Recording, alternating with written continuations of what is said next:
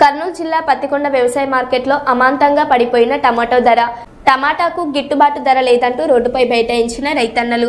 టమాటాకు మద్దతు ధర ప్రకటించాలంటూ మార్కెట్ వద్ద రైతులు నిరసన వ్యక్తం చేయడంతో స్తంభించిన ట్రాఫిక్. కిలో టమాటా రూపాయికి కూడా కొనుగోలు చేయడం లేదంటూ రైతుల ఆగ్రహం.